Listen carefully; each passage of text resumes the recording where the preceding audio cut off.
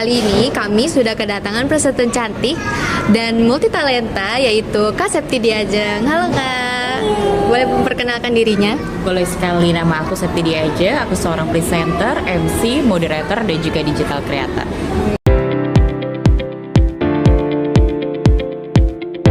Kita udah mempersiapkan beberapa pertanyaan nih buat kakak. Apakah kakak siap untuk diwawancara? Siap sekali dan berkenan. Baik, pertanyaan yang pertama, boleh tolong ceritakan Kak latar belakang kakak sebelum menjadi presenter itu sebagai apa?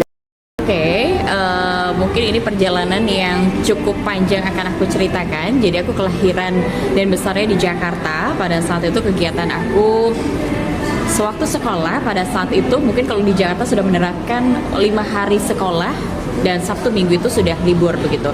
Nah, untuk Sabtu Minggu sendiri itu aku isi dengan kegiatan bermain film sinetron dan lain sebagainya pada saat itu. Tapi mungkin ada takdir yang mengharuskan Kak Septi harus pindah ke Surabaya. Ketika di Surabaya, Kak Septi itu mencari untuk peluang bermain sinetron ataupun film itu tidak ada di sini. Maka karena masih ada ketertarikan di dunia media, suka sekali dengan dunia televisi, akhirnya Kak Septi mencoba menjajaki diri untuk menjadi seorang presenter. Wow. Begitulah awal mulanya. Oh iya, menarik banget Kak. Berarti nggak langsung tiba-tiba jadi presenter gitu ya Kak? Tidak, betul. Wow. Oke, aku penasaran juga nih Kak, latar belakang kakak itu sebelum menjadi profesi ini tuh satu linear atau kayak ada lika-likunya atau kakak berjuang sendiri buat jadi presenter ini? Betul. Jadi kebetulan ketika pindah ke Surabaya ini berlanjut ya. Pada saat itu langsung untuk memilih universitas yang ada di kota Surabaya.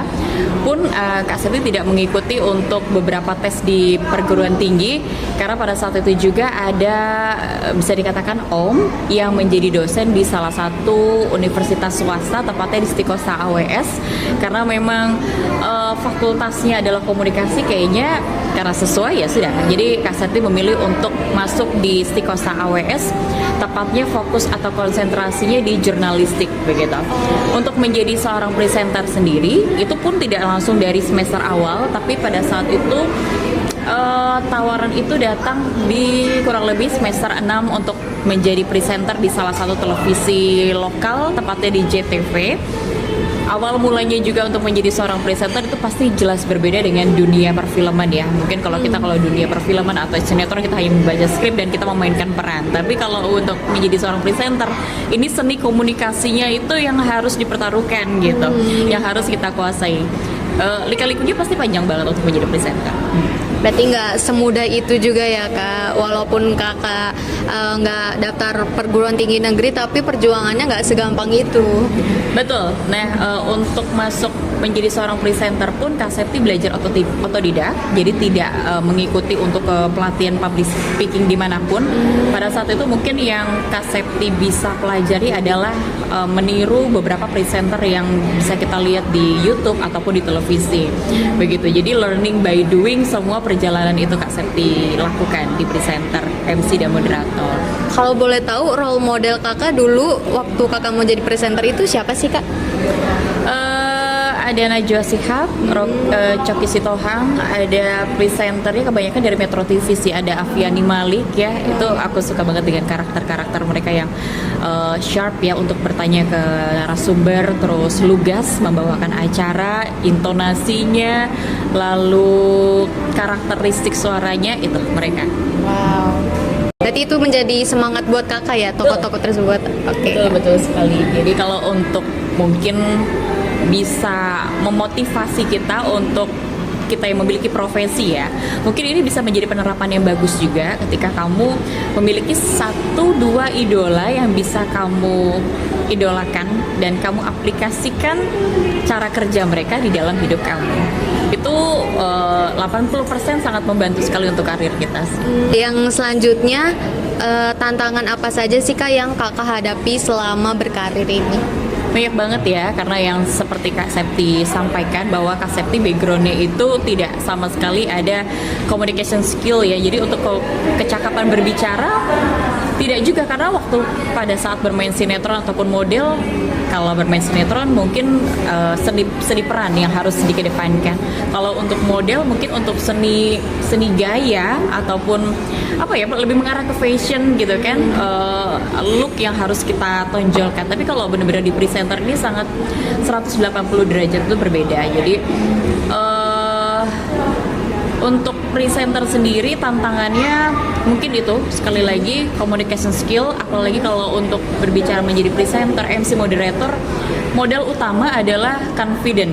Percaya diri itu kita ngomongnya kamu harus percaya diri dong gitu. Semudah itukah? Tidak juga, karena ketika kita berbicara untuk percaya diri itu banyak sekali aspek yang harus kita miliki, dimulai dari kita harus yakin sama diri sendiri, lalu kemampuan kita berbicara apakah sudah mumpuni, apalagi karena presenter, moderator dan juga MC itu adalah seorang komunikator, jadi harus menyampaikan informasi. Nah, itu dibutuhkan kecakapan sekali untuk kita menyampaikan pesan. Dan itu menurut Kak Septi belajarnya berdarah-darah, walaupun tidak terlihat darahnya, tapi banyak sekali rasa down yang Kak Septi hadapi, menangis di balik itu semua yang tidak harus ditampilkan di depan audiens gitu. Tapi memang sekali lagi pengalaman adalah pelajaran terbaik kita. Jadi apa yang salah dari hari ini kita harus perbaiki untuk esok gitu. Berarti kakak menghadapi ketidakpercayaan diri kakak waktu itu kayak gimana, atau kayak kakak ngomong sendiri kah di depan kaca? Pada saat itu belajar yang efektif menurut kakak adalah karena kakak suka banget untuk dunia peran sebenarnya ya, karena memang ini mungkin bisa dikatakan takdirnya Allah gitu. Kak Septi senang banget dunia peran, tapi kenapa dijadiin presenter gitu ya? Oke, maka sebenarnya bukan menjadi hal yang wah kayaknya cita-citaku nggak tercapai nih, bukan gitu. Justru kalau kita bisa melihat lebih dalam lagi, justru dunia peran itu bisa Kak Septi aplikasikan di dunia presenter. Jadi anggapannya Kak Septi lagi acting jadi presenter aja gitu. Nah, itu sangat membantu kakak. Oke. Untuk menjadi seorang presenter, actingnya tuh gimana sih? Oh, ternyata pembawaannya tuh harus seperti Najwa Shihab ya, yang mungkin body language-nya harus seperti ini, lalu eye contact-nya seperti ini, lalu pelajaran materinya harus dikuasai. Jadi aspek-aspek ataupun teknik berbicara, materi, membawakan acara, itu semua yang harus Kak Septi kuasai. Itu mungkin yang menolong kakak. Keren banget kak, keren banget. Terus selama ini kan kakak udah berjuang semati-matinya sampai berdarah-darah. Kakak pernah nggak sih ngerasa menyerah atau merasa nggak bisa survive di profesi kakak yang sekarang?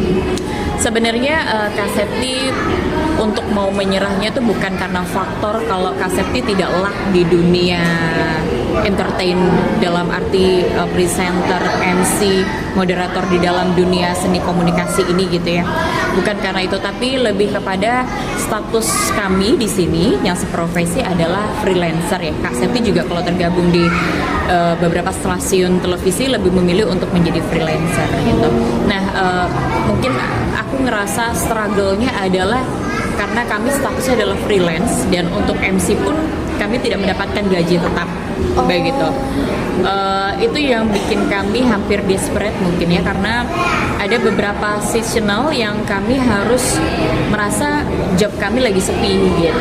Contoh mungkin kayak lagi bulan puasa atau awal tahun, karena biasanya perusahaan itu lagi mengagendakan acara.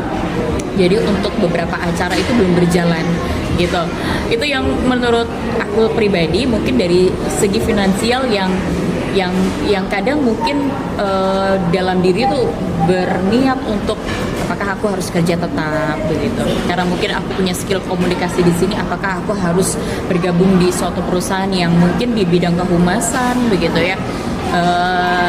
Tapi alhamdulillahnya sudah kayak 10 tahun lebih di profesi ini, Kak Septi masih bisa fight di sini, mungkin karena kembali lagi kepada kepuasan diri atau naluri diri yang kamu kalau kerja itu kalau bisa tidak merasa kamu lagi kerja gitu kan, atau hobi yang dibayar. Nah, mungkin satu-satunya profesi yang masih Kak Septi bisa nyaman adalah di profesi ini, meskipun mungkin siklus dari keuangan itu tidak menentu gitu.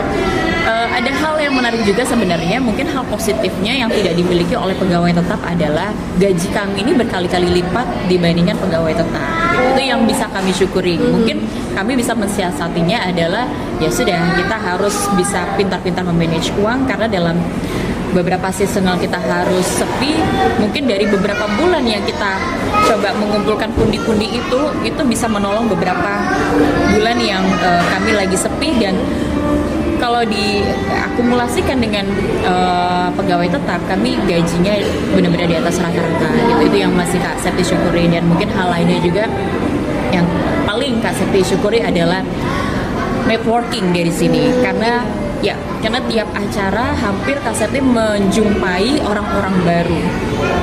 Kita tidak berbicara soal yang mereka berpangkat ya, sekalipun mungkin dalam suatu acara itu banyak sekali struktur organisasi acara atau perangkat-perangkat kecil lah. Contoh mungkin mereka yang harus membersihkan area acara, atau mereka bagian untuk sound system gitu, atau bagian mereka yang pasang-pasang tenda. Nah, Kak Septi lebih mensyukuri lagi karena dalam satu penyelenggaraan acara itu ada semua struktur kelas yang mereka bekerja di sana gitu.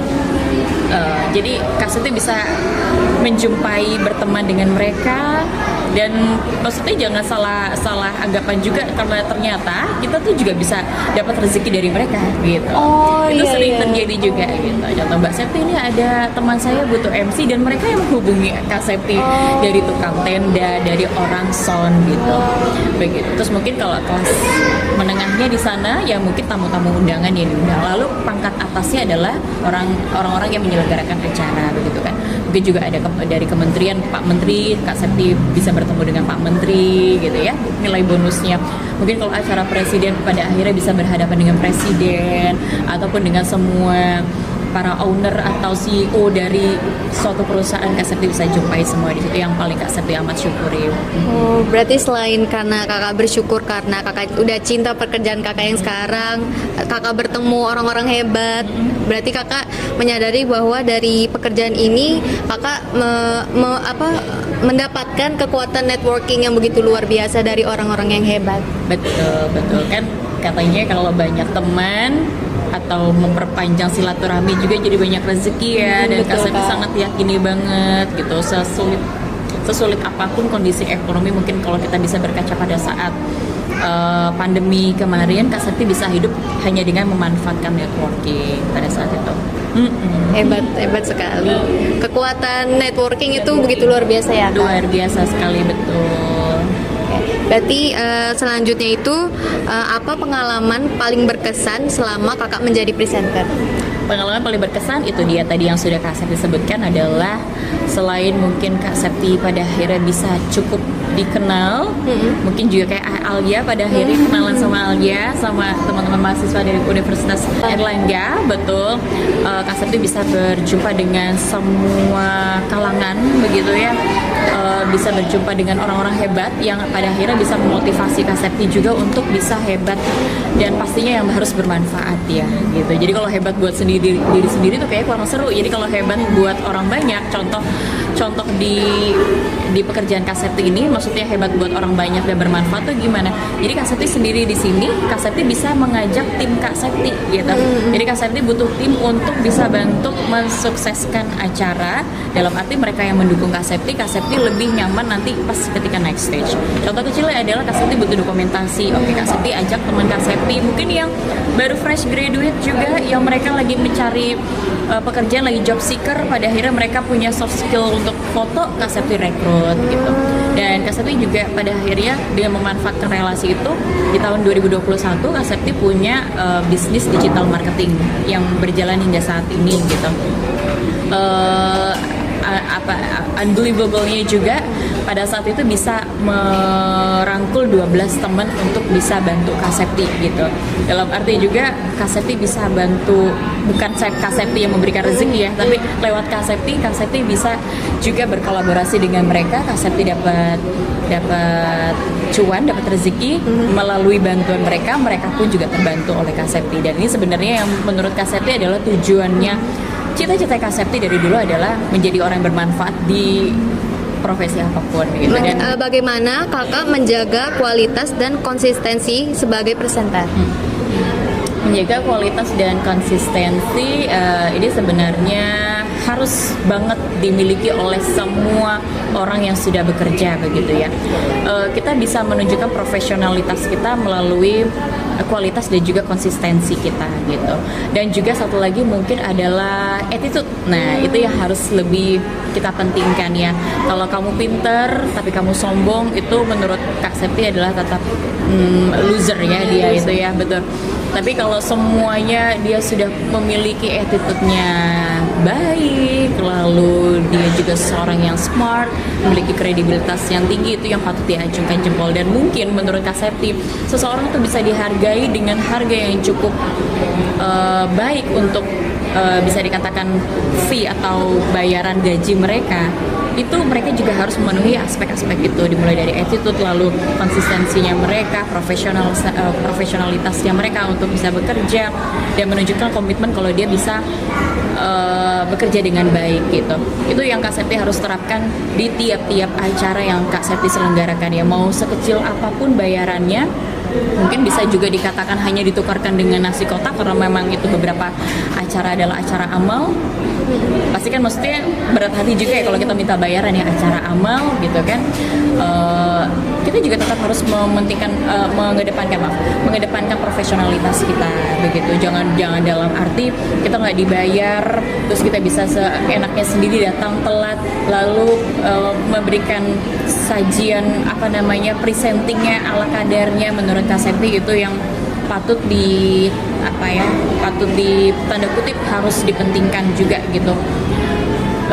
Maka kalau kita bisa bicara, semakin kamu bertambah usia, semakin tinggi juga jabatan kamu, justru kamu yang harusnya lebih terus menggali kemampuan kamu untuk bisa terus berkembang, untuk bisa memberikan terus yang terbaik, karena pastinya akan ada orang lain juga yang akan mengikuti kamu nanti gitu. Tadi kakak menjunjung tinggi adab di atas ilmu ya kak. Oke kak, pertanyaan terakhir nih kak, bagaimana sih kakak memaknai kesuksesan dalam profesi kakak, dalam tolak ukur kakak sendiri?